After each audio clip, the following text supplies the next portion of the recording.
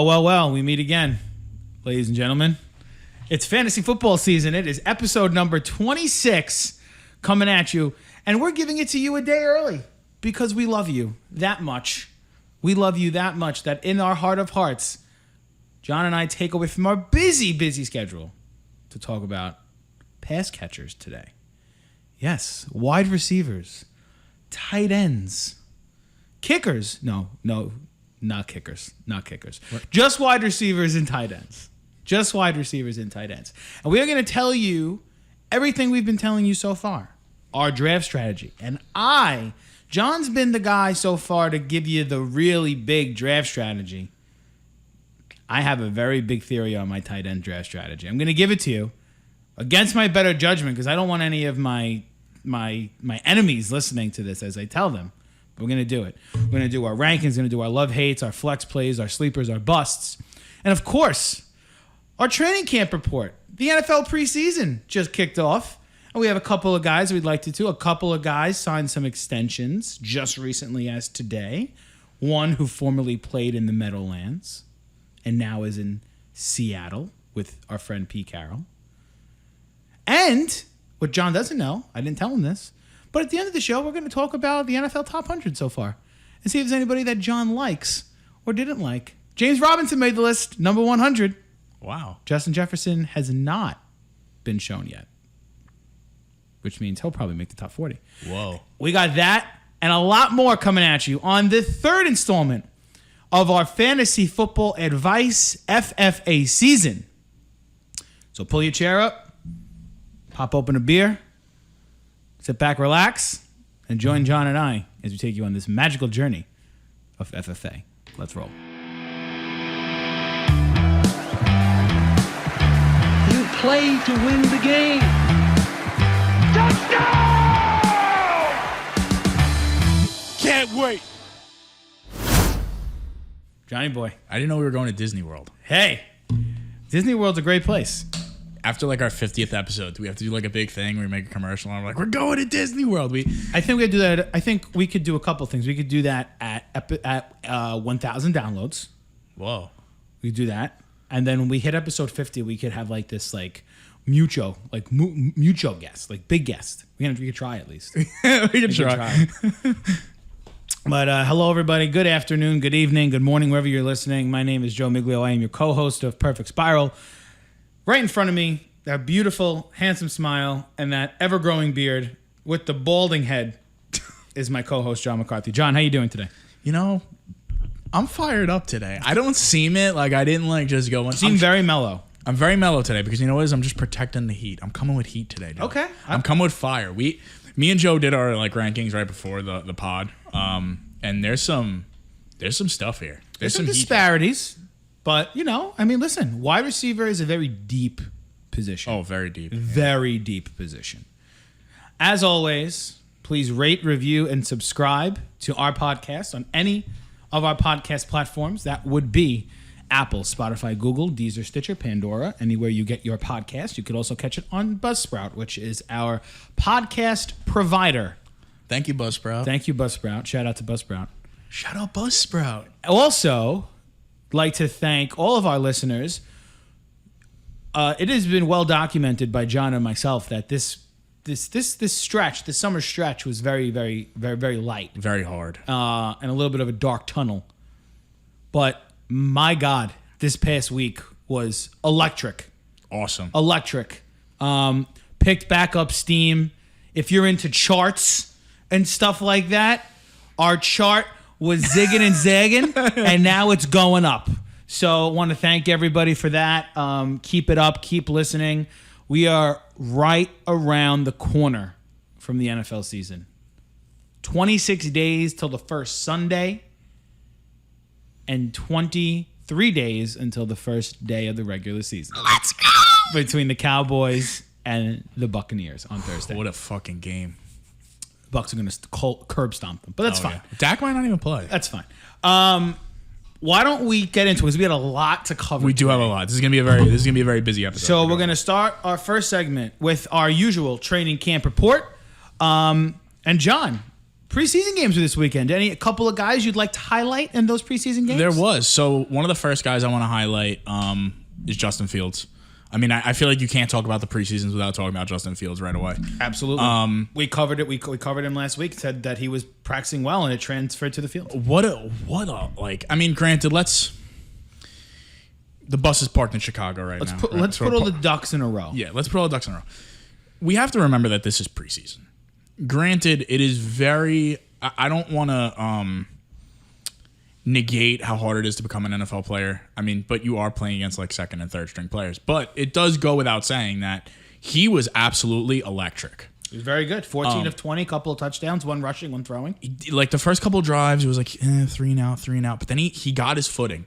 Well, yeah, he played against the ones first and he struggled a little bit. And then he went against the twos and he dominated. Yeah, he showed what everybody has been seeing in practice, that there is a lot of promise there. On the other side of the football, though, I will say this. Tua did not look great at all.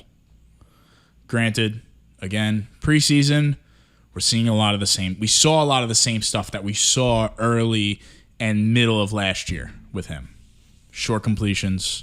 What was he, 8 of 11, I think, for 99 yards and an interception. We're seeing a lot of the same stuff. So I'm kind of hoping Tua is a guy that I was very high on this year. I had him ranked pretty high, and I was right? 8 of 11 for 99 yards and an interception. He's a guy that I need to see a little more of in the preseason, and I think that the Dolphins organization needs to see a little more in the preseason from him, because going into the season, that's concerning. And we were talking about this. He doesn't have the pinch hitter. Ryan Fitzpatrick's not coming in off the bench. No. Drafted him Jalen Waddle. Let's start to see a little bit here. And I know we're overreacting just a little bit to one preseason game. So let's see it move a little bit. One thing I gotta remember, it's the first preseason game, right? So they're not going to show all their cards, okay? And now the second preseason game because if you remember now, there's only 3. There's only 3, yeah. The second preseason game is the quote-unquote dress rehearsal for some of these teams. Right now, it's not the third one where it usually is. The third preseason game is not going to be utilized for teams to determine who's going to make those final 5 spots on their roster. Mm-hmm. So next week, and this coming weekend, I think you'll see Tua maybe play a little bit more. Maybe not. It's weird because he's like the unquestioned starter, right? So their chief priority, this is what a lot of teams, their chief priorities are not getting their number one guys hurt. Mm-hmm. You do not want them to get hurt. Of course not. Now, Tua went 8 of 11, as you mentioned. So he did play. He didn't like he wasn't in for a series and came out. He played. And I think he's going to play the same amount, if not a little bit more, this weekend coming up. So we'll definitely see what we got going on there. I want to take the bus, and I want to take it back to the East Coast, and I want to pin stop it in North Carolina. Ooh, okay. And I want to stop it in Panthers camp because they played the Colts this weekend, and a couple of things there, right? One, Jacob Eason 1,000% has the leg up on Sam Ehlinger in that quarterback battle for whether it's the backup position or whoever's starting whenever Carson Wentz comes back. Eason was light years better than Ehlinger. That's I'm just going to note that. The main reason I'm parking the bus in Carolina is because P.J. Walker played very well in that preseason game. He did. And he was 10 of 21 for $161 and a score. And he showed the ability to scramble, to avoid taking a sack. He didn't hold on to the ball too long. He found Terrence Marshall for a couple of big gains, who we're going to talk about today. Mm-hmm. And there are whispers in Carolina that there are some people who believe that P.J. Walker should be QB1 for the Carolina Panthers over Sam Darnold. I don't believe that's going to happen because of what the Panthers have invested in Darnold.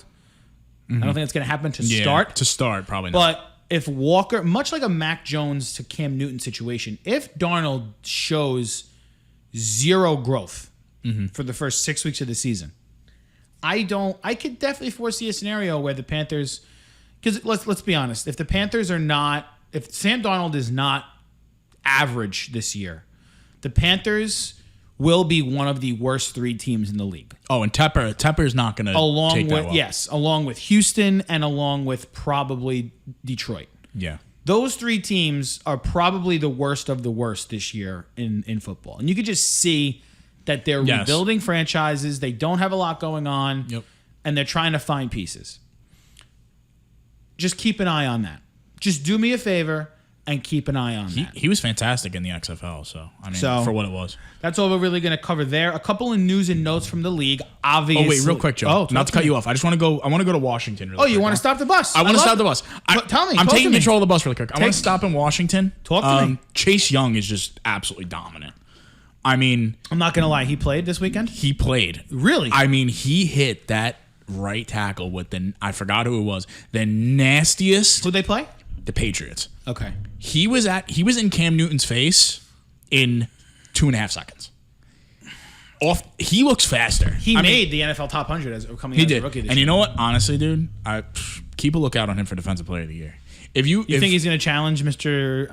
7-year incumbent Aaron Donald? I mean, why not? That team, first of all, that defense is really good. Second of all, let's be honest. I mean, Chase Young's a beast. Chase Young's amazing. And defensive players tend to have a bigger year 2 jump. Like, they trend upward in year 2. I think Young is probably the best defensive prospect to come out since Myles Garrett did. Probably. I mean, he's just a beast. I mean, he's uncoverable. But anyway, I just wanted to park the bus in Washington. No, just to say. listen. And then Cam said that he's not as big as he thought he was, and it was like this hilarious joke because he got leveled. But whatever. Cam didn't look too bad either. I mean, if we're talking about I can't that believe game, he played, honestly. Yeah, and he I was played a shocked lot. he played. He did. I don't know why. Mac Jones looked okay too. I Jones mean, looked okay.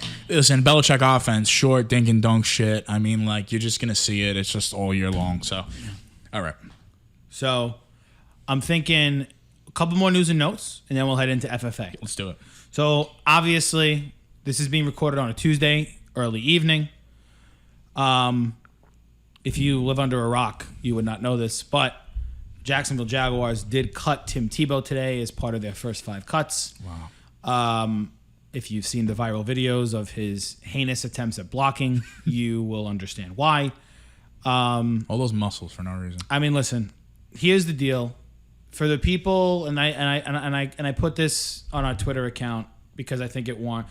For any of those people who wanted to use Urban Meyer's impending disaster as Jaguars head coach, like they wanted to use Tim Tebow as their 1A reason, you're going to need to find another scapegoat because all the man did was give Tim another opportunity to try to prove that he could do something in the NFL, and he was one of the first 5 cuts because he's not good enough.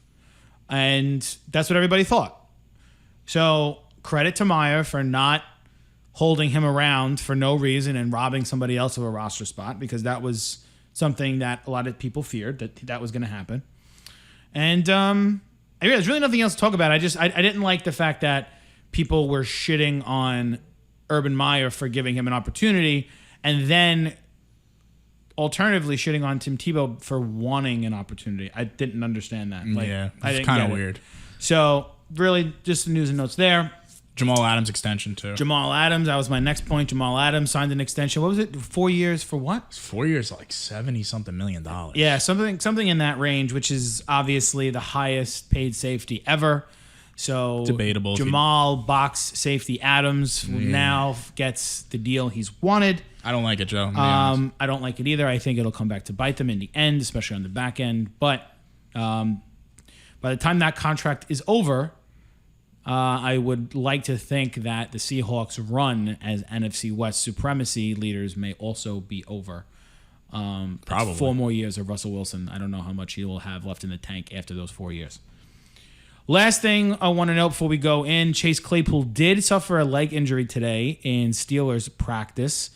Early reports are that it is a minor ankle injury and it is not that serious.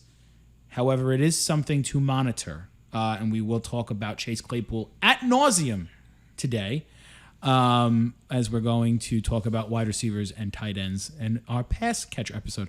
John, anything to add, any more news and notes before we head into FFA? No, I'm ready. Let's jump into the FFA. You ready? Yeah, I'm ready. All right. Well, everyone, I'm going to go take a pee. So I'll be right back. And when I get back, we will talk our FFA season. All right. So don't hold on too long. We'll be right back.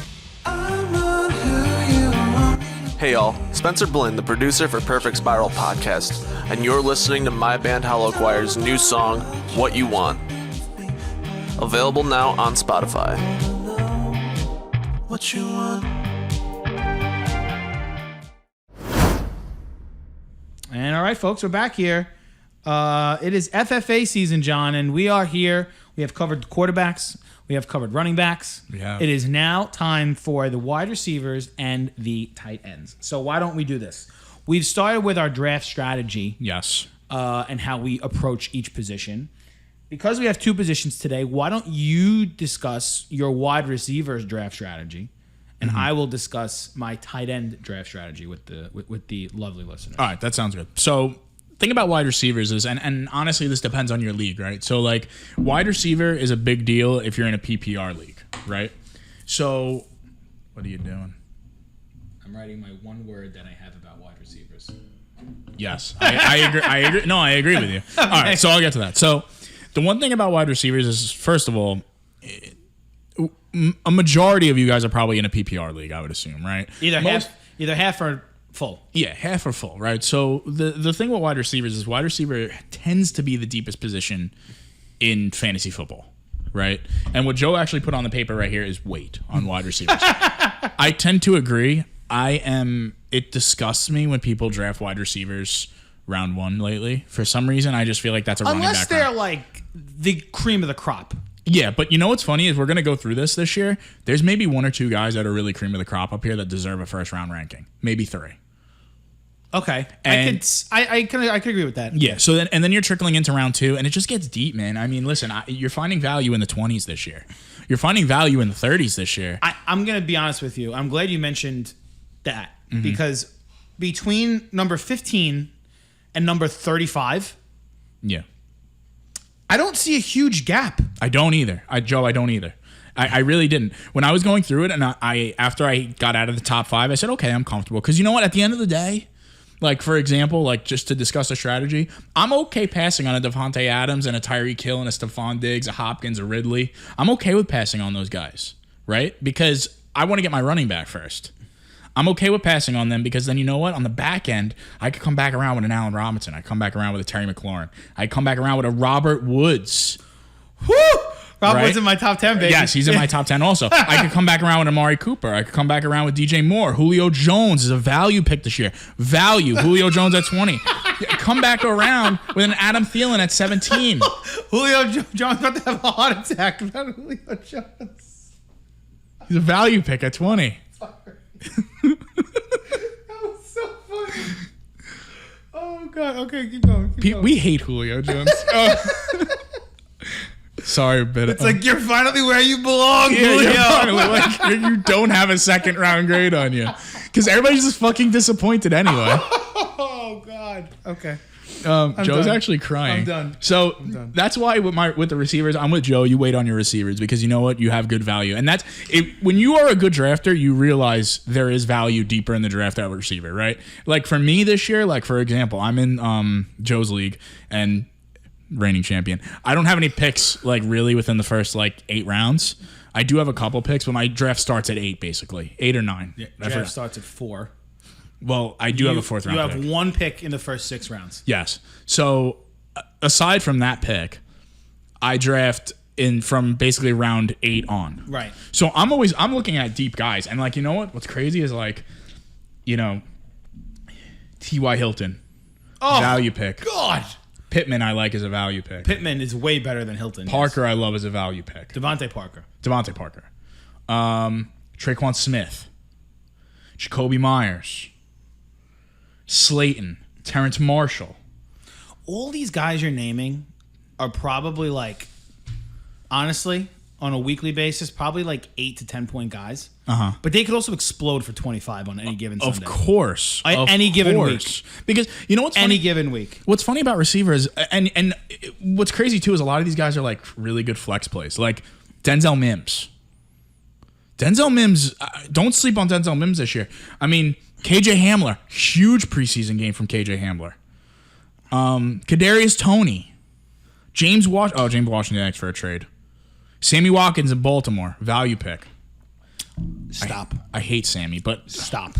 Joe, value pick at 80. Stop. The 80th ranked receiver according to You should be ranked 100th. Fantasy Pros. Okay?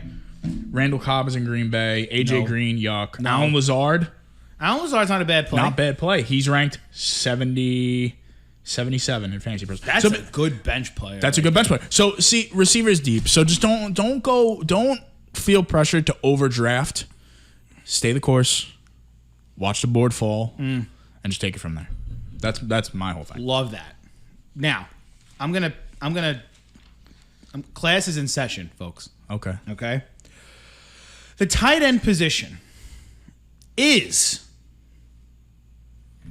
to me, the most important position in fantasy football. Oh, we should have said we're doing them together today. Yes. We're doing them together. The most important position in fantasy football, to me. If you can nail your tight end position and your running back position, you will have a successful fantasy season. To me, that is the number one rule in order to have a winning fantasy season. John, who was your tight end in my league last year? So my tight end in your league was Travis Kelsey. Okay. And I had Darren Waller in the flex. Okay. Who were your running backs? My running backs were Nick Chubb. And did I start Lenny in the championship? You might have. I think I started Lenny in the championship. Okay. Case in point. Now, John said something that's really interesting. He had Travis Kelsey in round one, or not in round one, as his tight end. He had Darren Waller in the flex. Folks, if you can do this, and this is something that this is not a secret anymore, okay, because I've done it for multiple years now. If you're picking, let's say, 6th in your fantasy draft, and you may not be able to get away with it this year because Kelsey's going a lot in round 1, which I think is kind of crazy, but whatever. If you're picking 8th in your league this year, right? And let's say you get Zeke 8th overall as your first running back, right? What is stopping you from going, okay? Zeke, let's take Kelsey taken in the first round, right? You go Zeke, you go Waller or Kittle round 2. You take the other tight end on this flip in round 3, and then take a quarterback like Mahomes or Josh Allen in round 4. Now, what you've done is you've cornered this is what I like to do. You've cornered the market on one position, okay? Because now, and here's another thing, folks. Do not treat your tight ends as special needs players, okay? They are wide receiver ones in offenses. The game has changed. Okay? If you draft Travis Kelsey as your top receiver, he is your wide receiver 1. This does not mean that in round 2 you need to take DeAndre Hopkins. Go somewhere else. Draft another position of need because you have your wide receiver 1. If you draft Travis Kelsey and Darren Waller in back-to-back rounds, and then you take as your 2 starting receivers, Laviska Shenault and Tyler Boyd, folks, that's okay. That's fine. That's not bad. John, would you sign up for Travis Kelsey, Darren Waller, Laviska Shenault, and Tyler Boyd? I would. Any day of the week. And your first round pick is Zeke Elliott, and your quarterbacks Josh Allen or Kyler Murray? Sign me up. Oh, I'm all in on that. Where's the dotted line? Too many people, and this goes back to our quarterback discussion.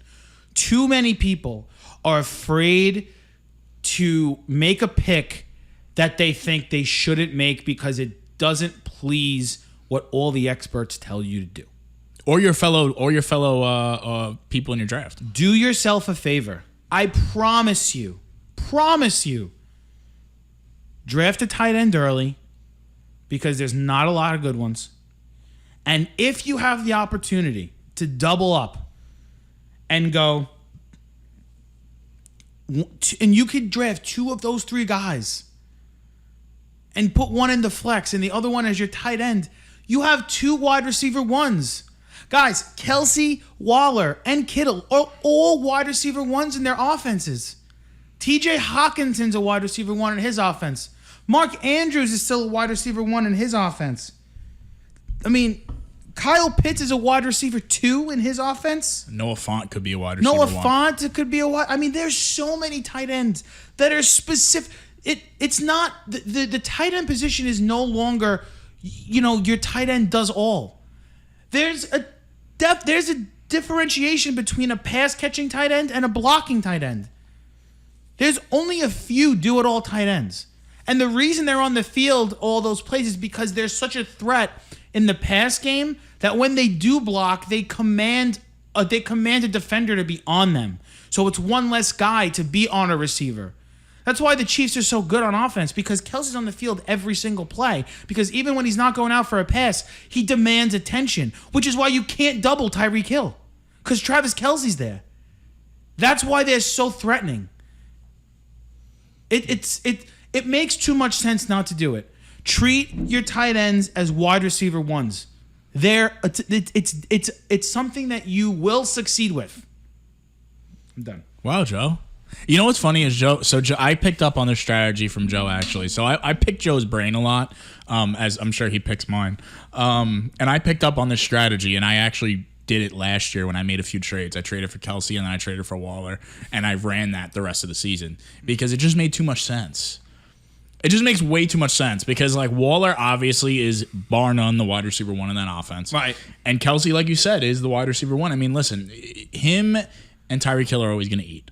But you could even start them both in the same lineup if you But it's like, here's the thing that drives me nuts, right? It's like Kelsey, Waller, Kittle, right? When they're all healthy, they're going for like, at minimum, they're going for like 4 for like 60. And a touchdown. On a bad week. Yeah. Right, but even 4 for 60 is 10 points, right? And that's their bad week, right? So if that's what you're getting out of your tight end on your bad week, that's the same output you would get from a DeAndre Hopkins on a bad week. It's fair. So what's the difference? There is no difference. And tight end, like we're gonna get to it, tight end is always the thinnest position in drafts. So very thin. Is a huge drop off. Yeah, like you said, cornering your draft in the tight end market is huge. So good work there, Joe. Thank you. I appreciate that. So you want to get into our wide receiver rankings? And Let's do wide receivers, and then we'll do tight ends afterwards. We're not mixing them together because that's just too much. Yeah, too much. So wide receivers, why don't we keep doing what we're doing? We'll go through 1 to 30, right? So and we're gonna highlight a few. We're not gonna highlight like we always do. We Right. don't highlight all 30. We're gonna. So highlight I'm gonna go through my 1 through 5, and then you want to go through your 1 through 5, and we'll Yeah. pick one guy that we talk about. Let's do that. Perfect. Right. So my 1 through 5 is in order: Devonte Adams, Stephon Diggs, Calvin Ridley, Tyreek Hill, and where is my number 5 receiver? DeAndre Hopkins. Okay, so mine That's is my number. It's 1 through 5. So mine is similar. My number 1 is Stephon Diggs. My Right. number 2 is Davonte Adams. My number 3 is Tyreek Hill. My number 4 is Calvin Ridley, and my number 5 is DeAndre Hopkins. All right, so there's really nothing to discuss there because we're all listen. Main thing you need to think of. I mean, John and I have 1 and 2 flipped. I think both candidates. Well, actually, that may not be very necessarily true. Give me 1 second on that. I think Davonte Adams is a humongous touchdown regression candidate. That's what I was just gonna say, and we spoke about Huge. this. We spoke about this with Rodgers. Right. Huge. He is a regression candidate. He actually gets a hate rating from me. He caught 18 touchdowns last year. That's absurd. Yeah, I don't know if that's going to happen. You can't predict that that's going to happen again. Right now, here they have him projected for 15 touchdowns. That may even be too many. He went 13 in 2018, 5 in 2019, and 18 in 2020. Last year was actually one of the first years he was fully healthy. So, don't know. Diggs, on the other hand, is much more consistent in his touchdown grabs. He's got 9, 6, and 8 in the past 3 seasons. So Huge target share for Diggs. very, very big target. He is but Adams is the same. They're both undisputed wide receiver ones. Mm-hmm. Like third down, Allen and Rodgers are looking for those guys. Yeah. That's it. Now the only thing about Buffalo in Diggs' place is Diggs is not really a huge deep threat for Buffalo. They have Gabriel Davis for that. He's not really a slot guy. That's what they got Cole Beasley for. He's like a possession receiver on steroids. What Diggs does is Diggs covers the tight end target share and the wide receiver one target share. 100%. Which is why his share is so large. Same thing with Adams. The only thing with Adams is that Rodgers loves throwing to the tight end in the red zone. Yeah. So that's the only downside there. I don't expect Robert Tonyan to have as many touchdowns as he did last year. No, I don't think so. Yeah. But again, same thing. But either way, if you take one of those two guys, feel extremely comfortable in where you are. Ridley, both expect a big year from him. Big year from him. Especially with Julio gone now. Yes. And a team that's going to be passing a ton because they're going to be behind a lot. Their running back is Mike Davis, right? He's not terrible. No, he's not terrible, but it's nothing. It's nothing. No. It's nothing like. It's whatever. Tyreek Hill, number 4, and DeAndre Hopkins, number 5. In my opinion, expect much of the same for them. I just want to say something about Hopkins. Go for it. I'm expecting a slight regression from Hopkins this year. I don't. He has shown regression in his touchdowns in the past 3 seasons. Yes, and last year there was a period of time where he was kind of non-existent in the offense. I don't want to say don't draft Hopkins, but there are some other guys I would draft over him if they are available. Even though I have him ranked 5, I don't love him in that spot. Okay. But out of respect... You're putting in... I mean, you look at his stats last year, John. He went 115 for 1,407 yards and 6 touchdowns. I mean, when you're catching 115 balls and over 1,400 yards, that's nothing to sneeze at. No, I know, but I think there is slight regression there. I do think because Rondale Moore is there. Rondale Moore looks fantastic. Yes. Christian Kirk is there. AJ Green is there. Larry Fitzgerald is there. No, Fitz isn't there anymore. Fitz is there. You sure? He didn't retire. He didn't retire? No. Oh.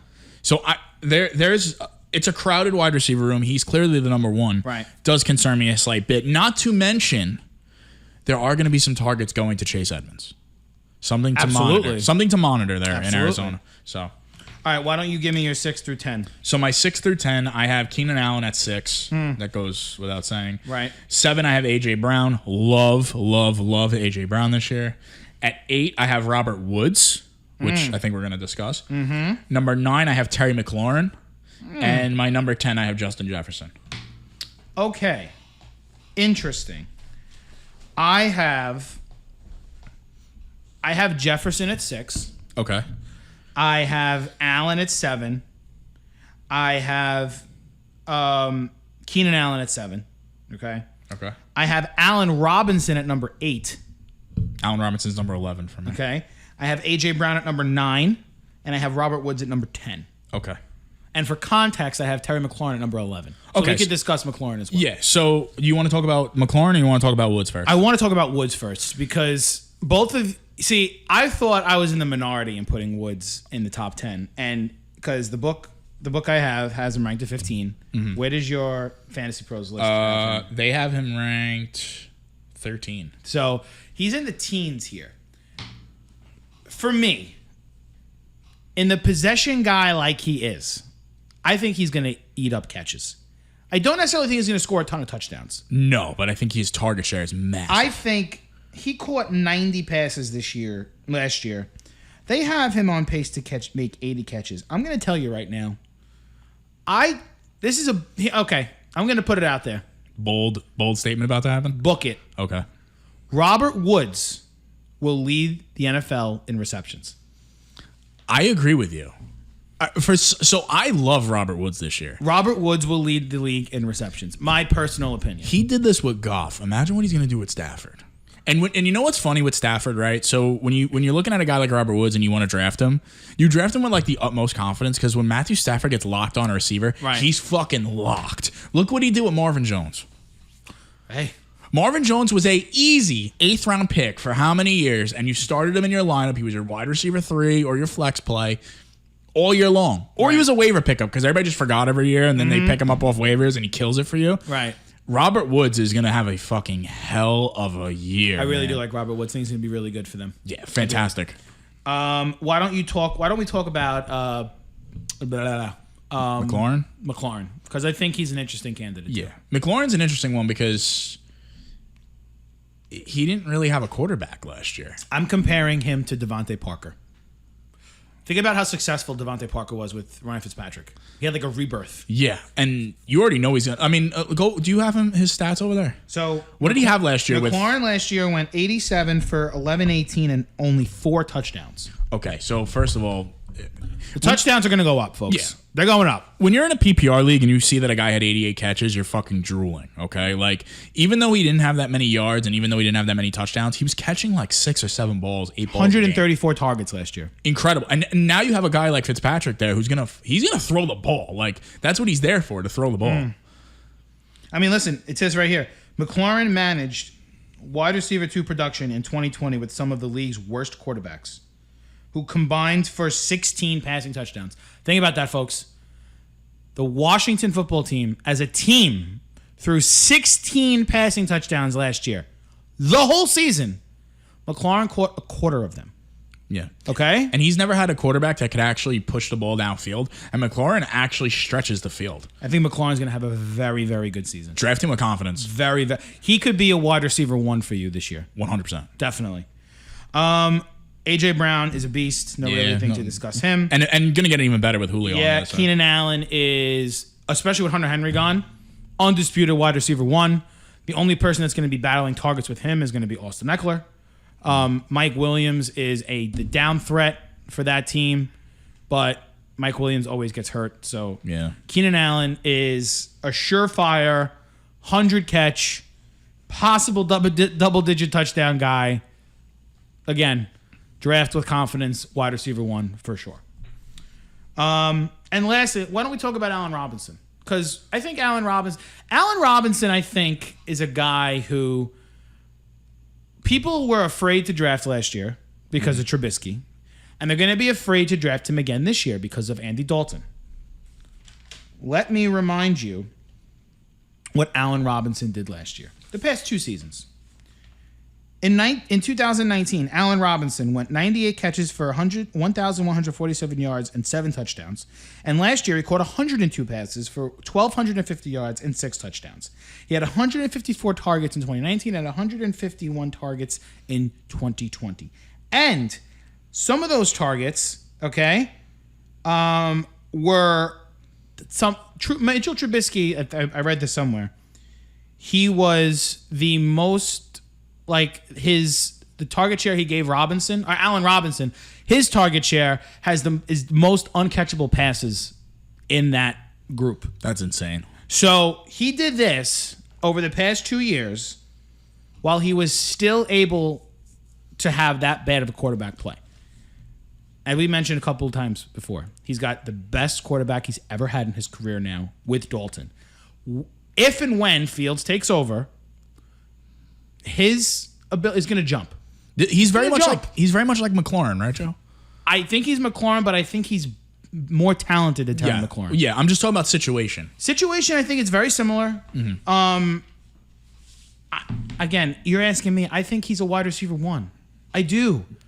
I have him at number 8. I think he's a wide receiver 1. Yeah, I got him at 11. I mean, again, you're not finding 10 better receivers in the NFL right now than Allen Robinson. You're right, you're not. You can't. So that's what I have here. Let's go 11 to 15. I already mentioned McLaurin at number 11. Number 12, I have Amari Cooper. Where'd you have Justin Jefferson? Did he make your top 10? He was on number 6. Oh, we don't even need to talk about him. I mean,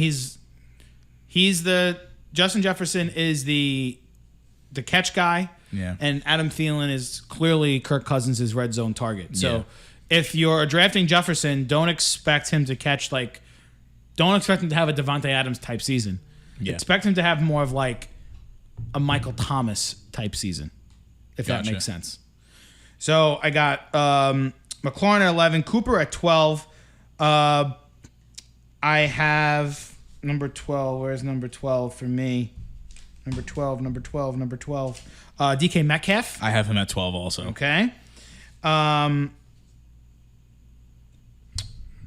Sorry, Metcalf's number 13 for me. Cooper's number 12. Number 14 is Mike Evans. And number 15 is... I always get lost because I'm going from page to page. Where the hell is number 14? You had 2 14s, remember? Oh, no. Number 14 is Adam Thielen. Okay. Oh, 15 is Adam Thielen. Gotcha. Okay, 15. mine. So, again, really quick, just so everybody's caught up here. McLaurin, Cooper, Metcalf, Evans, Thielen. Okay, so mine, 12 is Metcalf. 13 is Ceedee Lamb. 14, I have Chris Godwin. And 15, I have Amari Cooper. Who was your 11? My 11 was Allen Robinson. Okay. I just want to talk about DK. Let's go to DK. Then I want to talk about the Dallas wide receivers as a core. Yes. Okay. So DK, I absolutely hate DK Metcalf this year. I'm just going to go ahead and say it. Okay. He is very, touchdown dependent. You think so? Very... I mean, last year he caught 10 touchdowns, 83 catches for 1,300 yards. He's very deep play touchdown dependent for me. mean, he worries me. Listen, that offense. See, okay, this goes back to last week. Really quick, I'm gonna make this very fast. Sure. Offensive identity. That team seems to never figure it out. It's either they're a run team, they're a pass team, it's a Russell Wilson team, it's a Pete Carroll team. There's no offensive identity. So the only person that I draft on that team with confidence is Russell Wilson. Two, actually. Russell Wilson and Tyler Lockett. Those are the only two I draft with confidence on that team. I do not like DK Metcalf. I feel like DK Metcalf in certain games cannot find separation. You've seen it a million times last year. There was a couple of games where he just could not figure it out. That's my little thing on DK Metcalf. I'm sorry if you like DK Metcalf. I'm sorry. I know he's only 3% body fat, but that doesn't mean shit in fantasy football for me. Sorry. Anyway, go ahead, Joe. Okay, that's fine. That's totally cool. I just totally shit on his 3% body fat. I mean, it's impressive. I want to go to Dallas. Okay. Because I want to discuss Lamb and Cooper. Yes, please. Let's do it. Because I have Lamb at 17. Okay. You have him at 13. I'm at 13. And you have him ranked higher than Amari Cooper. I do. I have the opposite. Okay. Why do you like Ceedee better than Cooper? So Ceedee Lamb in a lot of games last year, he did show up. When Dak was there, Ceedee Lamb was a bona fide flex play. I think Ceedee Lamb graduates this year to a wide receiver 2 play. Because I just feel like going into year 2, you see a lot of these rookie receivers have a nice little jump, right? Okay. Cooper, for me, is a little bit of a regression candidate. Cooper goes ghost. There are some weeks where Amari Cooper is completely unfounded. Like, you start him and you're like, how the fuck did Amari Cooper have 3 points? He'll have one catch for like 4 yards. I know. And it's baffling because you know what, Joe? I'm tired. I am sick and fucking tired of hearing that he is the best route runner in football. His routes are fantastic. He's one of the top 5 route He's runners one of the top 5, but he just cannot fucking figure it out half the time. Granted, he's not in a division where he's playing against top-tier cornerback play. No, the best cornerback in his division is probably Bradbury for the Giants, and then William Jackson for the Washington football team. Yeah. I mean, listen, come on now. Philly, 2 games a year, you're starting Cooper. You're starting him at least 1 game against the Giants. No, I think you start him every week. But he's an every week starter for me. Expect that if you're in a tight fantasy matchup and he's your last guy, just expect a fucking loss. And that's what I've come to grips with him. For some reason, because there's always weeks, something. He has what I call Derrick Henry syndrome, right? There are weeks where he'll go for 45 points. He'll have 9 catches, 3 of them touchdowns. He looks unstoppable. The next week he goes 2 for 6, and you're like, oh, for me, I like him, and I like him with Dak. I think with Dak, he's a consistent fantasy player. Mm-hmm. Without Dak, he's unplayable. That's scary. That's scary. You can say that a lot, but you can say that about a lot of receivers. But Joe, that's scary when we're talking about guys like McLaurin and Robinson who have had subpar quarterback play who somehow figure it out. Well, that's scary. There's a reason I like those guys better. True. Ceedee Lamb for me, and again, this is coming from guy. I'm keeping Ceedee Lamb in our league. I like Ceedee Lamb. You're welcome. I hope Ceedee. Yeah, thank you. I think Ceedee Lamb. Maybe is not biased, but I do think there's an opportunity that Ceedee Lamb could become the wide receiver 1 by season's end in Dallas. I don't think that's too far fetched. I don't think that's that much of a stretch. Not at all. I think he's easily the most talented receiver on that roster, and I think in today's NFL, the fact that he lines up in the slot benefits him in an actual NFL offense, and it benefits him tremendously in fantasy. Well, yeah, when you have Zeke Elliott in the back, you have Gallup on the other side, you have Cooper when he wants to show up, and then you're in the slot, you're eating. And They have no tight end. So I think that Lamb, and I'm alone. I think he's a wide receiver 2. Yeah. I want him to be wide receiver 1. I don't think it's going to happen this year. You may get glimpses of it. Next year. But if you're in a keeper league, Ceedee's probably going to go in the 3rd, 4th round because it's a keeper league. Slightly overdrafted. If it's in a redraft league, you might get him in the 5th or the 6th. Maybe. Right on schedule. Maybe. Draft him as a wide receiver 2 for me, and I think for you as well. I like him as a wide receiver 2 this year. But you will get weeks where he puts up wide receiver 1 numbers. Of course. And he's going to run the ball. And I don't think there's that much of a... Yes, he will run the ball. But see, and now you're kind of convincing me a little bit on Lamb. Unlike Cooper, I don't think his bad weeks, you're going to see that steep of a drop-off. I don't think you're going to see that much of a, 30-point game than, a 4-point game. Well, not to harp on Cooper, Joe, but when Cooper has those drop-offs, he's one of only 2 guys in the league that I could think of that do that. Who's the other one? Julio Jones. Oh, well, he's going to be discussed in our next Him next and list. Julio are it's either you're having the game of your life or you don't exist on the field and we don't even know if you're out there. There was a game last year where I said to I think I texted the group chat and said, where the fuck is Amari Cooper? I think I needed 6 points and he couldn't even fucking do it for me.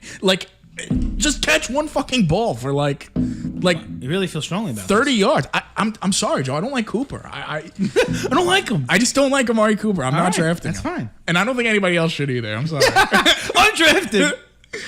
So let's go to 16 to 20. Okay, so 16 to 20. I have Julio Jones at number 16. He's in my top. He's 20 for me. Okay. I have Ceedee at number 17.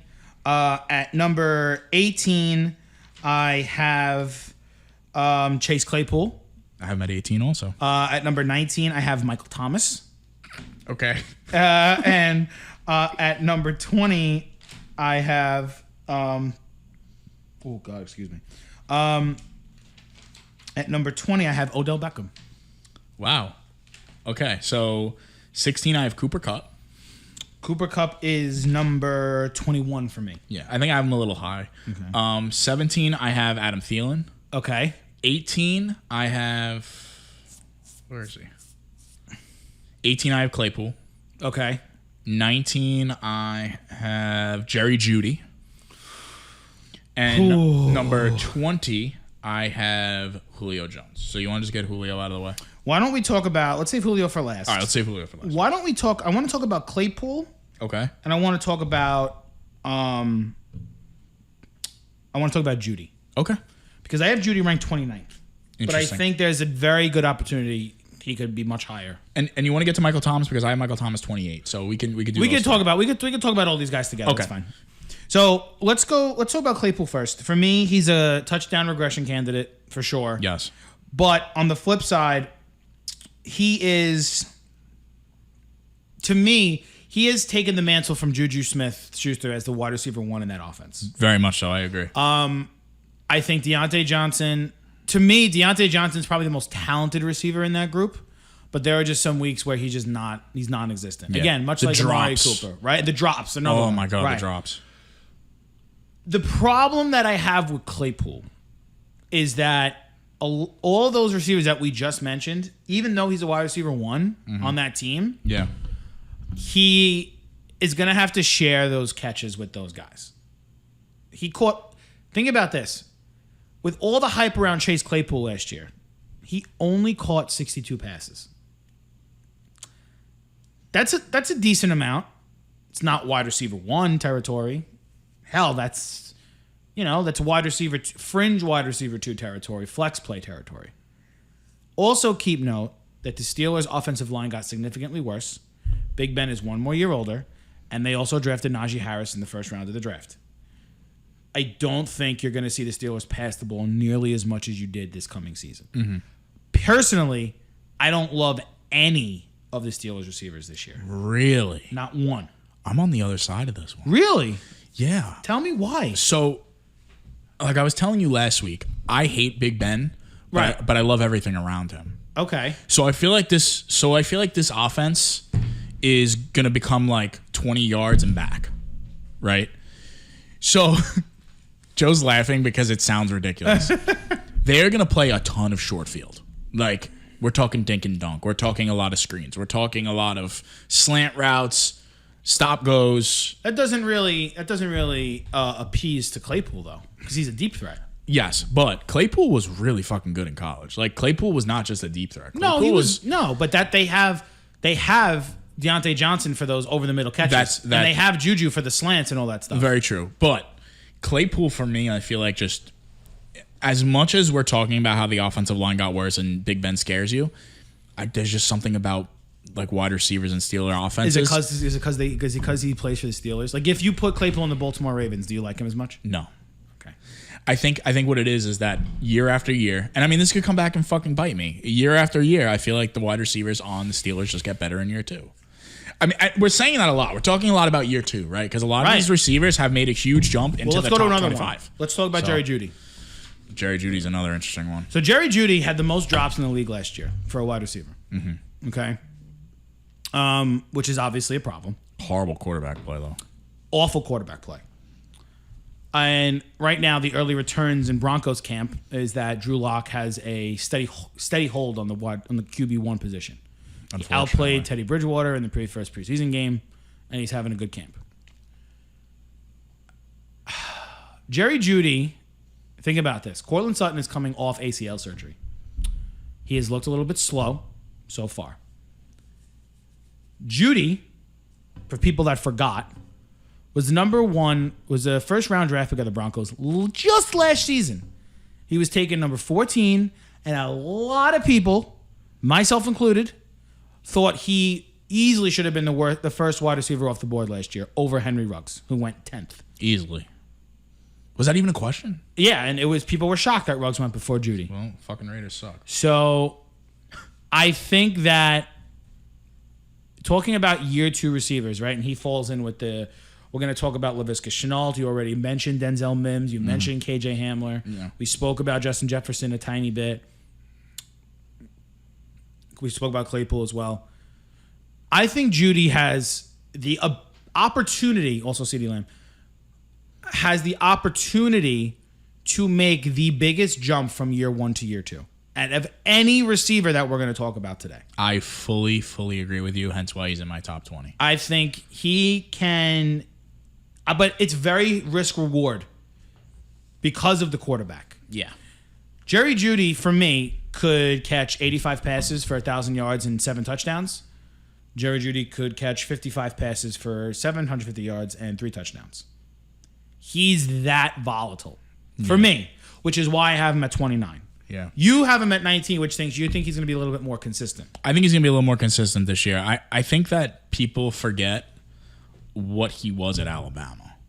Well, yeah, he didn't have a good year last year. He did not. And you know what's crazy is he's a guy that, like, you look at, like, training camp tape and you're like, wow, he just fucking cooked that DB on that route. And, like, his footwork is absurd. It's very good. But you need to see it translate to a game. And I think it's a little hard when you have a quarterback like Drew Lock who is atrocious. And I like, listen, a couple episodes ago, I was like on the Drew Lock train, but I'm not on the Drew Lock train anymore. I just don't think he's that good. But we'll see what happens. KJ Hamler is clearly the deep threat in that offense. What did you have? 2 catches for 105 yards and a touchdown? Well, yeah, he's a speedster. Yeah, I mean, he was doing that last year. He's their Tyreek Hill. Yeah. So, and listen, that offense has no offense. There's a lot of mouths to feed on that offense. But for some reason, I just really like Jerry Jeudy this year. I think Jeudy, Sutton's good. I think Sutton is going to take a little bit of time to recover, and I think Jeudy could step into that wide receiver. You got to remember. We loved Sutton last year. We loved Sutton last year. He got hurt. Jeudy was a first-round draft pick. They're going to feed him. It's not like they're not going to feed him. Yeah, you have to. They're going to feed him. All right, let's talk about the two guys that are kind of conundrums in the wide receiver world. Let's talk about Julio, but I don't want to spend too much time on him. And then let's talk about Michael Thomas. Yeah. We have to talk about Thomas. We've avoided it way too long. You want to just throw Odell in there because he's We can throw Odell in there. Yeah, too. let's get him out. I have Odell at 20. I have Odell at for reference 29. You have him at 29. Yeah. Okay. So let's talk about Julio first. Okay. Julio, to me, is a comfortable wide receiver to play. Mm-hmm. He's one of the most talented receiver, if not the most talented. Honestly, John, like as much as I hate on Julio, he might be the most talented receiver in the league. He's one of the greatest receivers of all time. The problem with Julio Jones, mm-hmm. and I've said this for years, is that he's allergic to the end zone. And he is. Yep. I don't care what you tell me. He is allergic to the end zone. He had 2018. Again, we're talking about a guy who is being compared consistently to DeAndre Hopkins, to Odell Beckham, to Devonte Adams, to Tyreek Hill, the best receivers in the football. Okay? The catches are there. Okay? 113 catches with 170 targets in 2018. That's ridiculous. 99 catches. Last year he had 51 catches through 9 games. That averages out to about a little less than 5 catches a game. About 5. Well, no, 9 times 5 is 45. So about 6 catches a game. Okay, a little bit less. Quick maths on the Perfect Spiral podcast. But the touchdown numbers are just brutal. 8, 6, and 3 in the last. 8, 6, and 3. It's bad. And you know what? Even the bigger problem is that he gets those touchdowns in bulk. It's not like he gets one touchdown. It's not like then that week the year he had 8 touchdowns. He got 1 touchdown for 8 weeks. No, he got 3 in week 3. He got 2 in week 6, and then he got like maybe 3 weeks with 1, and then for 13 out of the 16 weeks of the season, he would catch 7 for 80 with no touchdown. That's fine, but that's not a wide receiver 1 number. That's wide receiver 2. He was being overdrafted the last couple of years. Right. Let's be honest. Of course. He was being overdrafted. And to boot, in Atlanta, they were a pass-first offense. He's now gone to a team that is a run-first offense. And to me, I think A.J. Brown, at this stage of Julio's career, A.J. Brown's better than him. And he already has a rapport with Ryan Tannehill. Joe, I 100% agree with you. I think Julio is a guy, and like I just said, like when we first started the pod and you bursted out into laughter, I think Julio is a nice value pick. I feel like now he's finally going to be drafted where he should be drafted. Granted, I hate that we're talking about, this is nothing against Julio as a player, because Julio as a player is one of the most electric wide receivers that the league's ever seen. One of the best route runners the league's ever seen. Yeah. He's absolutely incredible. But fantasy-wise, the production is just never there. And ever since he had that one big season where he almost caught 1,900 yards, he's been overdrafted every single year. And you already know you're going to see on the ticker that he has a foot injury. You already know what's going to happen. So when you go in and like, listen, if I'm drafting Julio in the 6th, 7th round, that's fine. I'm happy. I'm all over that. All over that. Because you know what I'm doing? I'm sticking him right in my flex. And he'll sit there all year, and that's fine because that's what Julio is now. He is a flex, and you don't think he's a wide receiver 2? I don't think he's a wide receiver 1 or wide receiver 2. I think he's a bona fide flex play, which is incredible because now we're talking about Julio Jones as a flex play. Right. That changes the whole draft. Well, he's 32, so you're going to start to see the decline soon. I think. Of course. I mean, you already started to see it. Now let's talk about the other guy. Ugh. Let's talk about Mccole Thomas, and we'll talk about Odell last. Unless you want to save Thomas for last. Let's talk about Odell first. Let's talk about Odell first because Thomas is going to take a minute. Right. I think the thing with Odell is very simple. In Odell, and this is why I have him at 20. Odell last year, he played like they says he played 7 games, but he played like 4 healthy. The other 3 he was not healthy. Yeah. He was a vital part of that offense. He had a team high in targets, target share, air yards, and red zone targets, and opportunities, all while he was healthy last year. He led the team. And everyone knows how much that Baker Mayfield loves Jarvis Landry and how much Baker Mayfield loves Rashard Higgins. Okay? And if you don't know that Baker Mayfield loves Rashard Higgins, you better bet your ass he does. I know that for a fact. Okay? You spoke to him? I did. Don't remember, the Browns are a run-first team. Chubb and Hunt, obviously, LLC, stick it, done. They're a run-first offense. They have the best offensive line in football. Undisputed best offensive line in football. Their defense is very good. And this goes back to one of my fantasy bylaws. Good teams will breed good fantasy players. Odell Beckham plays on a good football team, which means he will have more opportunities to do more things. If he can stay healthy, Odell Beckham will put up about 70 to 75 catches. He'll have 7 or 8 touchdowns, and he'll maybe break it. He'll be in the 900 to 1,000 yard range. For me, can I kick back a little bit? Sure, kick back all you want. So I want to kick back on Odell. I hate Odell this year. You hate Odell. I hate Odell, and I'll tell you why. Baker Mayfield was ineffective when Odell Beckham was in the lineup. Well documented. Passer rating, passing numbers, all way down. Why? Baker Mayfield has a problem when Odell Beckham is on the field because he has to force feed. He needs to force feed Odell Beckham. So you saw all those numbers, how he's so high in all these categories because Baker is force feeding him the ball. Now, this goes back to what I said about offensive identity too, and you just said it. They are a run-first team. Absolutely. They found that identity when Odell Beckham went out with the injury. They became a run-first team. And that's what made them successful. Odell Beckham coming back, well, Odell Beckham's just another piece. That's why I don't have him as a wide receiver 1 or a wide receiver 2. I have him as a flex play also. Okay. By the way, I think just for context, I have him ranked 19 because of the potential of what he can do. But on a week-to-week basis, I think he is a flex wide receiver 2, depending on what type of roster. Yeah, depending on what's going on. And yeah, you're right. Depending on the type of roster that you build. You could get him kind of late, I feel like. He's another guy that I think is a value pick. But I don't like how Baker needs to force him the ball, and that kind of creates an issue within the offense. And you saw it last year, and then when he went out, all of a sudden they find this offensive identity. Well, you know what? I think winning will do that, though. Winning will maybe dumb that down. They, like you said, when he got hurt, they found their offensive identity, and that's when Chubb came back, and they led the league in rushing, and they had the best offensive line, and best play action. Right, best play action. Baker got better, all this other stuff. If they go 4-12 last year, Odell comes and says, I want to get my receptions, I want to get my touchdowns, whatever. Wrong. They went 11-5 last year. They went into Pittsburgh in the wild card round and stomped on the Steelers. And they were a Chad Henne third down away from getting the ball back and trying to beat the Kansas City Chiefs in the divisional round in Arrowhead. Kevin Stefanski will laugh in Odell's face, and he'll say, get out. Because you know what the reality is? Cleveland doesn't need Odell Beckham Jr. He's a luxury. They don't need him. And they proved that last year. They do not need him. But if Odell's smart, which I don't know if he is, he would want to play on this football team because they're going to be good. Of course. You know, he's an underrated blocker.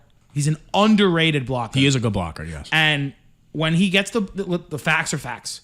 When he gets the ball in his hands, he's dangerous. Electric. And he can take the ball to the house any time he wants to. That's why I have him in my top 20.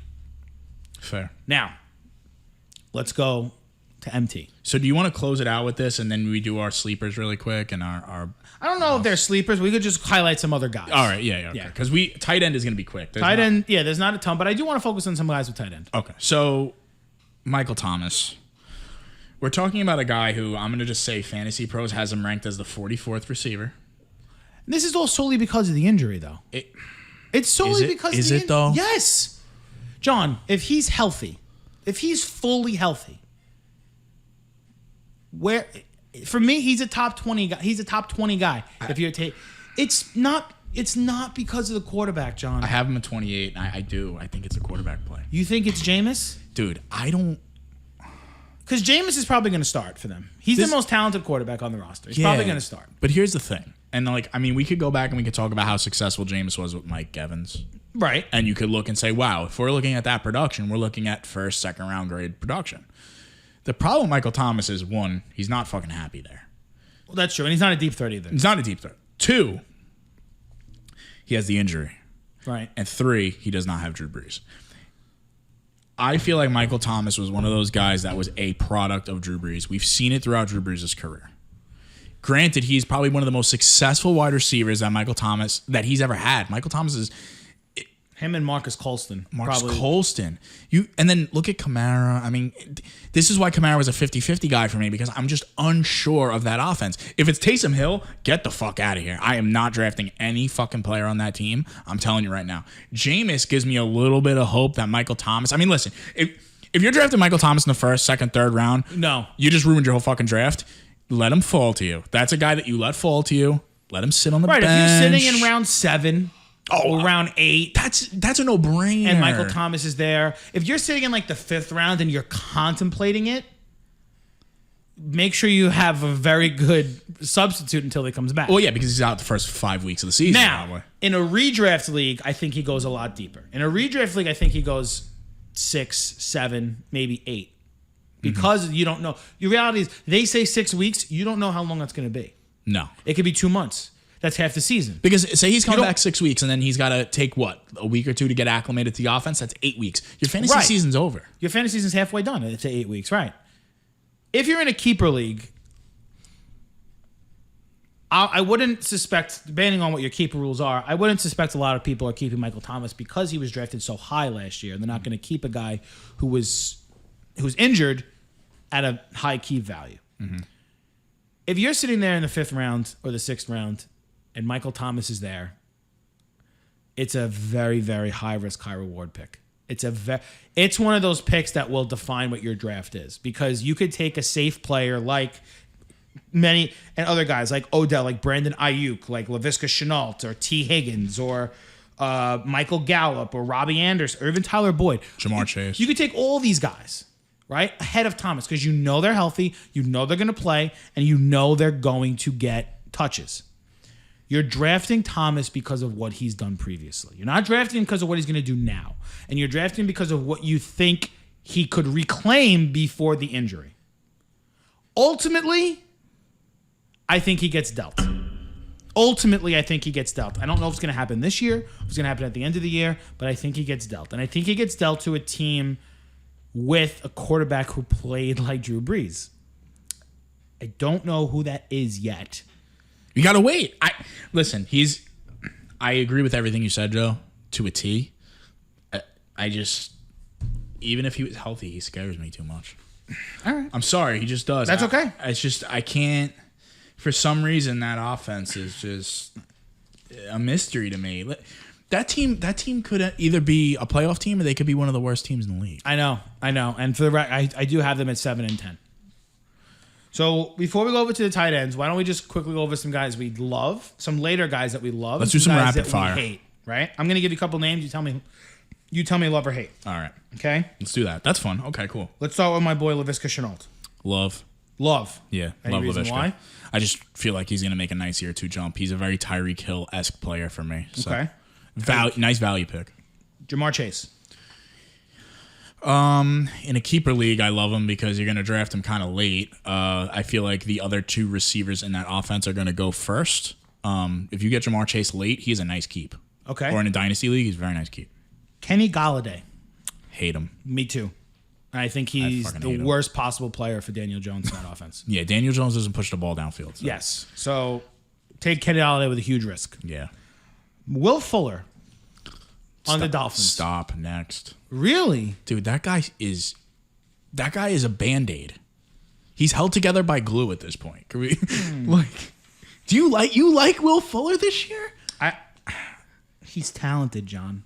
He's talented. Jalen Waddle does the same thing. But they're both going to be on their receiving core is Fuller, Parker, and Waddle. Oh my God, I can't believe we're talking about Will Fuller right now.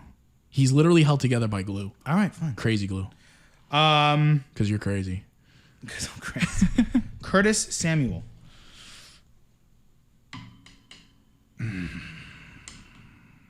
Oof.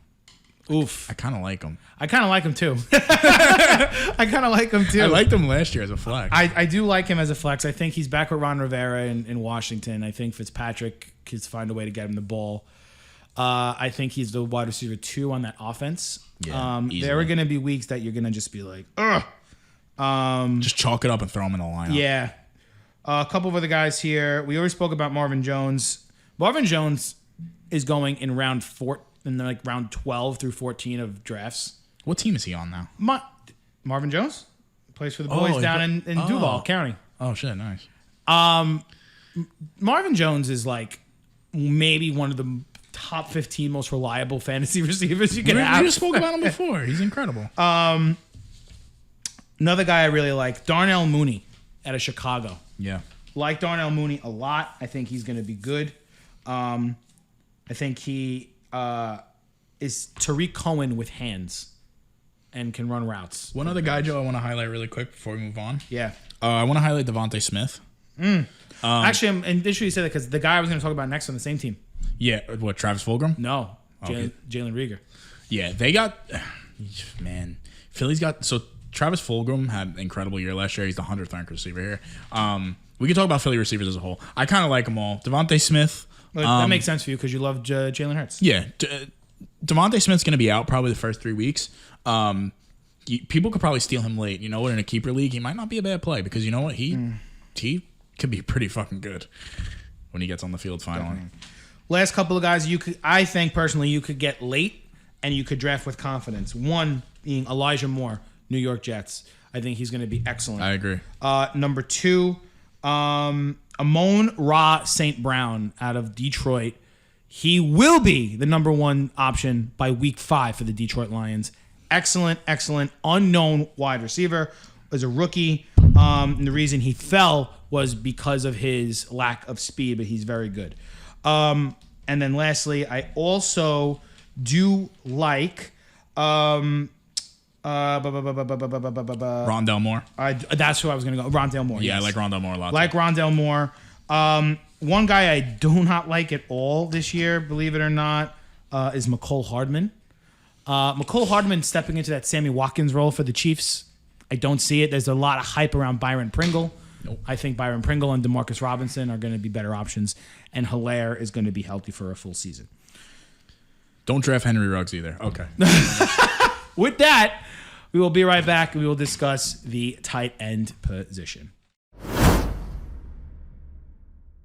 All right, and we're back here for our third and final segment. It is the tight end position in our pass catcher episode of Perfect Spiral. John, we've gone over some of the wide receivers.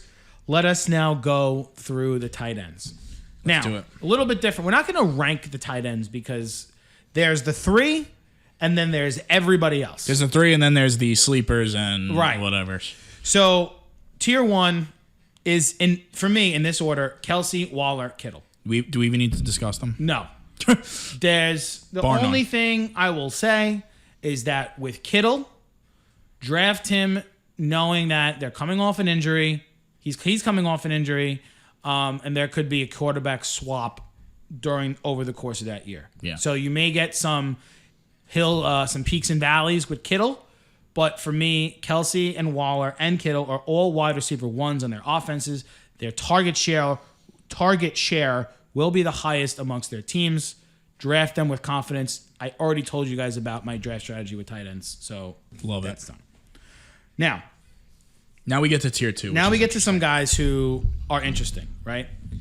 And yes, we're going to talk about Kyle Pitts because I think he's a fascinating character. I really do. Very fascinating. I think it's fascinating. But we're going to save him for last. Yes. Guys that I like that are going to give you in between 8 to 12 points a game and not like the 20 plus that the 3 guys we just mentioned are going to give you. Okay? Is that me? That is you. That's me. Of course I'm getting a phone call. TJ Hawkinson, I agree. Mark Andrews. I hate Mark Andrews this year. I know, but he's just like there. He was so bad last year. But he gets red zone targets.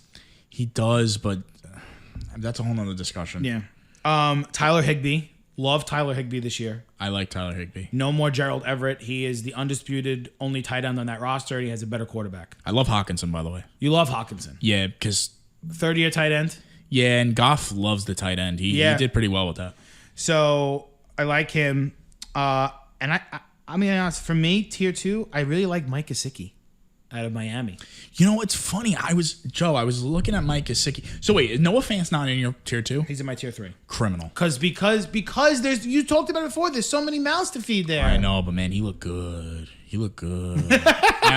Noah, you know what's funny though? I feel like we've been waiting 2 years for Noah Fant to come on. Well, he's only his 3rd year. And I know, but there was a lot of promise with him. Whatever. Anyway, nonetheless, he looked great until he got hurt last year. So I was looking at Gesicki and I didn't know what to make of it because I feel like he's got like untapped potential. Yeah, but I feel like a lot of his potential was Ryan Fitzpatrick. It's weird, right? It's like weird because it's like Gesicki's that guy that he could be a top 5 tight end if he really. But you could get him to. in like round 10 or 11. Oh yeah, you're drafting him late. I mean, people are going to overdraft him out of. So, real quick before we get to the rankings again, don't be afraid when you're drafting in your leagues when a run on a position starts, aka when the run on tight end starts. Don't bite because the drop off. Right, if you don't get one of the 3, don't go nuts. Yeah, don't go crazy because I mean you're going to draft Hunter Henry and sit him for 2 weeks and then he's going to be fine. But yeah, no, that's he. I agree with you, Joe. I like Gesicki a lot. Okay, I do. We already mentioned I really like Higbee. I think Higbee's going to be tight end 5. I think Higbee's going to be tight end 4-5 this year for the Rams. Personally, like an overall tight end 4-5. Yeah. I'm not crazy about Logan Thomas. Again, Fitzpatrick doesn't really like tight ends that much, so I don't love Logan Thomas a lot for the Washington football team. I think he was very predicated on touchdown catches last year. I don't see. See, but that Fitzpatrick made Gesicki look really good. But he wasn't consistent with Kasichi. That's true. Yeah, he wasn't consistent. Right. There were like some weeks where he looked for him, some weeks where he didn't. I want to ask about your boy Irv Smith. What do you think about Irv Smith? He's fully out of the shadow of Kyle Rudolph. So this goes back to second round draft pick. Am I right? What, when we drafted him? Yeah. Yeah. So this goes back to what we were saying about Noah Fant. There's a lot of mouths on that offense.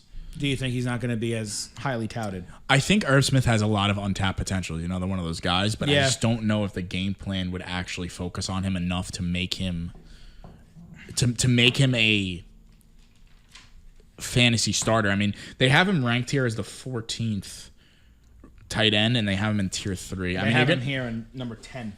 You're gonna get him late. If you get him late, I mean, is he? It makes me a little nervous starting him. I'm not gonna lie. No, I mean, listen, I don't think he's a starting tight end. None of these guys give me confidence at the tight end position. Goddard is maybe one of the few that does. Goddard, I like. I do like Goddard. I think Goddard's going to be solid. For the love of God, do not draft Evan Ingram. Don't draft Evan Ingram. Don't draft Austin Hooper. Don't draft Jared Cook. Don't draft Gerald Everett. You know, if you're drafting Gronk, draft him knowing that they're getting O.J. Howard back this year. You know, they have Antonio Brown for a full season. He's not going to see as many catches. Mm-hmm. You know, you draft Hunter Henry or Jonnu Smith, just know the target share is going to be split in half, so you're not going to get what you want out of either one. Exactly. All right, I can't even do it anymore. We got to talk about Kyle Pitts. Wait, real quick before we talk about Kyle Pitts, a guy that I like, real quick, sleeper, 37th ranked tight end, Mo Alley Cox. Okay, you want to go sleepers real quick? You know who I love as a sleeper? Who? Cole Kmet out of Chicago. I was just looking at him too. I do like him. Cole Kmet. We liked him in the draft. The problem with him right now is that Jimmy Graham's still in Chicago. Mm-hmm. But I think tight ends are a rookie quarterback's best friend. Yeah. So whenever Justin Fields decides to take over, I would highly do Kmet. Gerald Everett and Blake Jarwin? No, neither one. Not for me. Interesting. Okay. Not for me. I do like Adam Troutman out of New Orleans. Okay. I do. I think he only caught 15 catches last year. He had 17 targets. But he was so productive in college. It just makes no sense he wouldn't be. Think about all the great Sean Payton teams and how involved in the offense the tight end was. They might move back to Jimmy Graham, Jared Cook. You know, whoever was there, the tight end was involved. I'm not saying Troutman's going to be a full-fledged starter for you, but he's a guy that you could draft very, very late who has potential upside. 2 more guys real quick, Joe, and then we'll close out with Kyle Pitts. Hayden Hurst, you like him or you hate him? Absolutely not, no. Wow, okay. And then the last guy is a guy that everybody's been waiting, it's what seems like forever to come on. Chris Herndon. Okay, no. All right. I just need to throw it out there. I do like Donald Parham out of L.A. for the Chargers. Okay. I do like him. Coming over from the XFL, Parham was very, very good. He was backing up Hunter Henry last year. There's not catching Hunter Henry this year. I don't think he's going to be anything special, but there's a guy who, again, catch lightning in a bottle a couple of weeks. Yeah. All right, so let's do it. Let's talk about him. So can I talk about the elephant in the room Go ahead. really quick? It is well documented that rookie tight ends do not fare well in their first year in the NFL. We've seen it recently with Noah Fant. We've seen it with T.J. Hawkinson. O.J. Howard. We saw it with O.J. Howard. We've seen it. Like, even Travis Kelsey's rookie year, I don't even think he started. He wasn't good enough. Kittle wasn't. Right. Kittle was pretty good. I don't know if he was. But regardless. Nonetheless. Kyle Pitts, every fiber of my being tells me not to draft Kyle Pitts. Everything in my bones says, Joe, don't do it. Don't do it. Don't fall into the trap. John, I have him ranked as my 4th overall tight end. It's a trap. You think it's a trap? Joe, it's a trap. They have him ranked here at number 7. No, they have him ranked here at 6. Your book has him at 5. You have him at 4. I would have him that high solely off the fact that the tight end position is thin. Right. He's a specimen, though. He reminds me of Evan Ingram in a lot of ways. And I said that when we went over it in the draft. But I think he's going to be better than Evan Ingram. Like, if you look at his tape in college, he's a freak athlete. He's a wide receiver. Right. He's a not wide receiver who's bigger. And the last tight end to have over 1,000 yards in his rookie season was Jeremy Shockey. See, you're playing the odds there, and I just don't like it. I know, but it's not good odds. But here's the reality. Okay, that's what do they have him projected? Just tell me. 62 catches on 99 targets, 770 yards, and 5 touchdowns. To me, that's realistic. It's realistic. It is. Let me tell you why, though. Let me tell you why. We spoke about the Falcons before. Mike Davis is their running back. Unproven, right? Matt Ryan's their quarterback, okay? Veteran, you know what he is. Very efficient, okay? Yeah. You have Calvin Ridley. You have Russell Gage as now your wide receiver 2. Wow, we forgot about him. Yeah, who's not as good as Julio, obviously. Hayden Hurst was the tight end there last year. They didn't use him a lot at all. Well, I forgot he's on Atlanta, and I mentioned him. I'm an idiot. But Kyle Pitts is just... You don't take a tight end 4th overall and not use him in your first year. You don't. Johnny was taken 4th overall. 4th. The Falcons had an opportunity to take Justin Fields at number 4, and they passed on him for Kyle Pitts. Off the strength of the talent alone, I feel like they made that move. But like, how do you not put up some sort of numbers? So Joe, the only shining light I feel like if you're drafting Kyle Pitts, first of all, Kyle Pitts is 185% an overdraft candidate. He's gonna go way too high. Right. Way too high. Again, and he's a guy that if you get the run on tight end early, like if you see if Kelsey, Waller, and Kittle are gone by mid round 3, I would not take Pitts in round 3. Would not do it. Somebody's gonna take him. Refuse. What's his ADP? Do we even know? I don't know what his ADP is right now at the moment. It's got to be ridiculous. It's got to be at least round 3 or 4. I could check. Which to me is a little absurd. But the only saving grace, Joe, I'll tell you this while you're looking that up. The only saving grace for Pitts is that he's not only going to line up in the tight end spot, he's going to line up in the slot. He's going to line up outside. They're going to throw him all over the field. Because his that's what ADP is 41. So he's round 4. That's his ADP. Late round 3, early 4. Kind of high for me. I don't love him there. It's so intriguing. It's so intriguing. Because the talent is, you get lost in the talent. Joe, you're getting lost in the talent. But it's the quarterback too, right? It's the quarterback. Like, no offense to Eli Manning, but Eli Manning does not have the talent that Matt Ryan has. Matt Ryan is, like on the back end of 30. Right, like, but Stafford had Hawkinson, and last year Hawkinson was fine. He was kind of hurt his rookie season. I don't know. I don't know. I know it hurts. I don't know what so to do. That they have him ranked higher than Hawkinson is laughable. In that book, yeah, Hawkinson at 6. They have Pitts at 5, Hawkinson at 6. There's nobody challenging Hawkinson for the wide receiver. They have Pitts going 62, 771, and 5. And they have Hawkinson going 64, 711, and 5. That's fucking stupid. Sorry, it's dumb. Hawkinson could have 1,000 yards this year. You think Hawkinson can have 1,000 yards? I don't Who's think challenging him for the wide receiver 1 role, Joe? Amon-Ra St. Brown, baby. Okay. And Tyrell Williams? No, I'm kidding. Oh my God, Tyrell Williams is there. Yeah. He'll play 4 or 5 games. Yeah, and then get hurt. With Pitts, it's just like... You're mystified by the talent, Joe. That's what it is. It's... If the tight end position as a whole was not such an enigma for rookie players, I would draft him with confidence. No problem. It's literally that stigma. Yep. It's not the fact that he plays on a bad team. It's not the fact that Matt Ryan plays on it as the quarterback. It's not the fact that they're not the most talented team.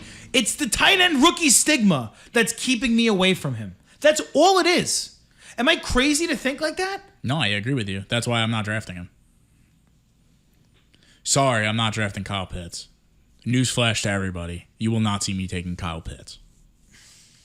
And you know what? Honestly, I'll live with it because, Joe, let's be honest. Real quick, before we call. Well, okay, I'm going to just... can we do an exercise really quick before you get into that point? Yeah, go on. Okay. So, you'd rather have Mark Andrews over Kyle Pitts? Yes. Hawkinson. Yes. Higbee. Yes. Dallas Goedert. Yes. Evan Ingram. No. That's where it stops. So, Noah Fant. I have Noah Fant over him. Irv Smith. No. Logan Thomas. Yes. Really? I like Logan Thomas this year. Okay. You think that's where... what about Jonnu and Hunter Henry? Nah, too much mystery. Too much mystery. Okay. What about Kasichi? We spoke about Kasichi. I mean, you talked me into him, so yes. So you have him behind... What about Tunyon? I have him ahead of Tunyon. Okay, so you have 1, 6, 7, 8, 9, 10, 11. You have him basically as the 12th tight end. Mm-hmm. So you think in a 12-team league, he's a starting tight end? He's going to be for somebody. Not me. But I don't know. It concerns me. I know it does. It concerns me too. But you get lost in the talent because of what he can be. But at the end of the day, like if we're playing the odds, rookie tight ends, like you said, they're not successful. They're really not. And that's the and the one stigma. thing that we're not talking about is Arthur Smith's new head coach. He never used a tight end in Tennessee. He did. That's what I was going to say. That's where Jonnu Smith got his name from. Oh, that's true. Jonathan Smith is So I'm wrong. he did use a tight end. Different a lot, skill sets though. right? Different skill sets. Smith was more of a tight end, built Yeah. like a tight end. Pitts is not, but it doesn't mean he can't use him in that same role. Oh, so this is what I was going to say. I just remembered the point. Because a linebacker's not covering him one-on-one. It's not happening.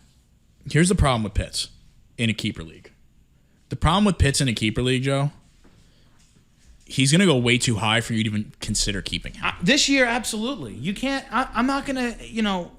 It's difficult enough to justify keeping Travis Kelsey as a second-round pick in a keeper league. Someone's going to draft Pitts in round 4 or round 5, and they're going to try to justify keeping him the next season. I don't see it. If you're in a keeper league, the only way you're drafting Pitts is if you get him in like round 8. Yeah. And I don't think that's going to happen. He's going to get drafted way too high. So the last thing I'll say, and then we'll axe it. I think that it's going to be difficult for when he's lining up on the line of scrimmage. Linebackers are going to be too slow to cover him, and safeties are going to be too small. So he's that ultimate mismatch option.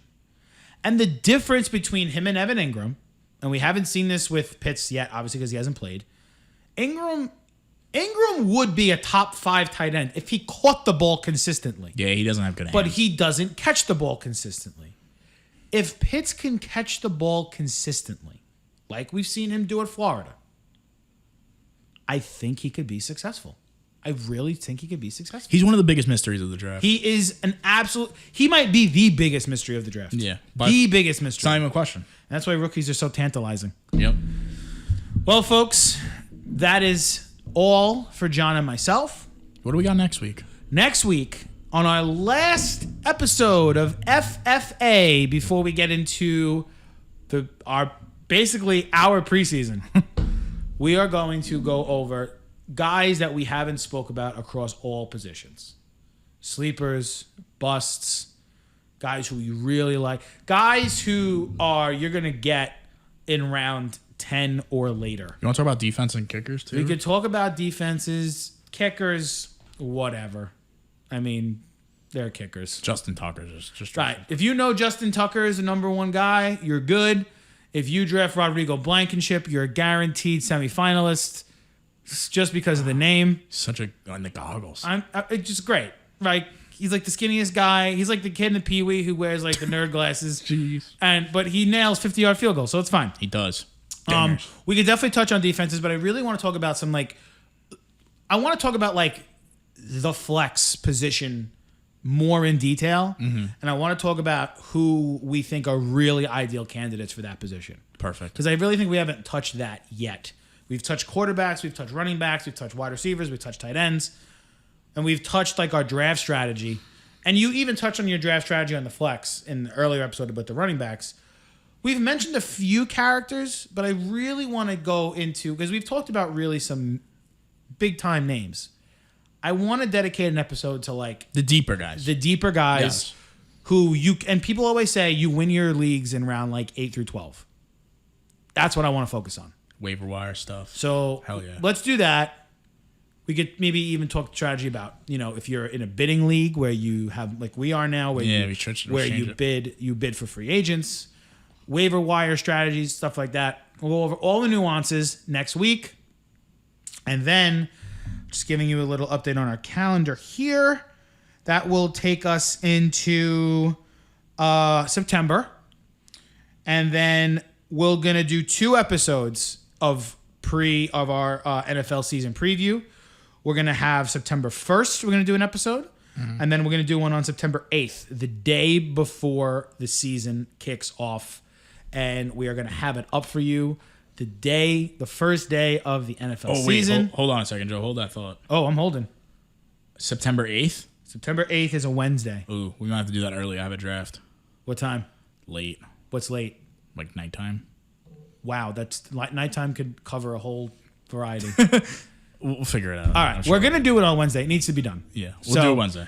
We're going to do predictions. We're going to give you our Super Bowl picks. We're going to give you our accolade picks, MVP, Coach of the Year, all that stuff in a couple of weeks. So we have a lot on the docket. Folks, a month from today, John, we will be covering the first week recap of the NFL season. Whoa, boy! Let's go. Oh, wait, Joe, we didn't talk about the NFL Top 100. Save it for next week. All right, yes. Save it for next NFL week. Top 100 going to table for next week. The whole list will be out by that time we Yes. do the episode. So table it for next week. John, anything else for the folks at home? Madden 22 is not that good. Shit, I reserved it. I mean, it's just the same. You have it? I have a demo, yeah. Don't play it. Check it out. All right. Stay safe. Don't do drugs. Talk to you guys later. Enjoy.